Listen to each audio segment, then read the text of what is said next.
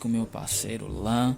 E hoje vai ter trollagem da braba com o Sambolim, hein? A gente gravou um vídeo aí, acho que tem uma semana já, né, Lan?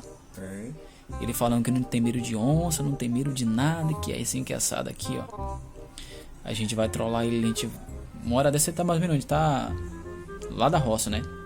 Ele sai da roça mais ou menos umas 5 horas, 5 e meia, para 6 horas. Hoje a gente vai usar a caixinha aqui, a gente vai botar um som aqui. Liga aí pra mostrar pra galera aí.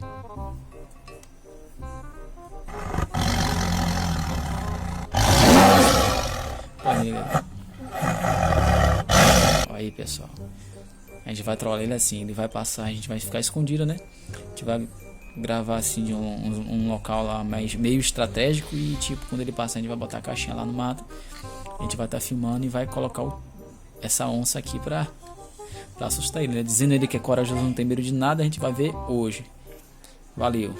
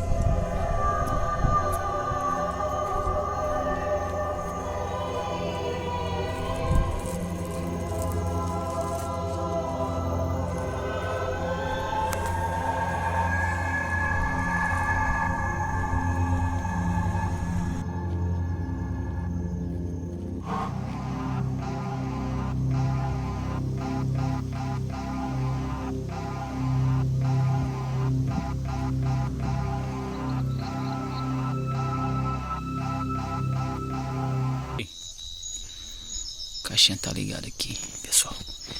Ele tá vindo aí. Tá descendo ali.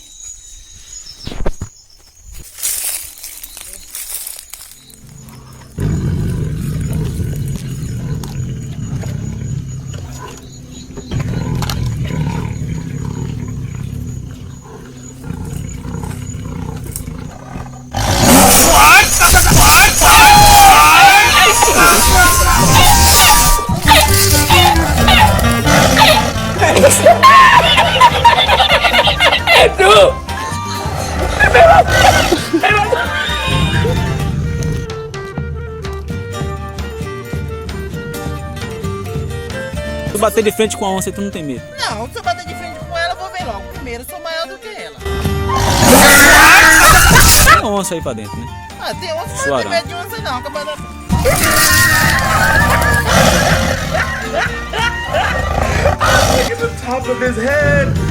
Quando eu vejo a onça, que ela gosta de dar o pulo. A sorte dela é que eu dou de panela, porque eu não gosto de matar as bichinhas. Quando ela vem dar o pulo aqui, eu só jogo a bainha, esquivo de lado e dou na bateca da barriga dela. Ela acostuma de que eu... Tá! Só pra assustar. Aí ela pega, cai lá, então eu digo, vai-te embora. Ela pega e cai fora, acabada. É brabo, é brabo.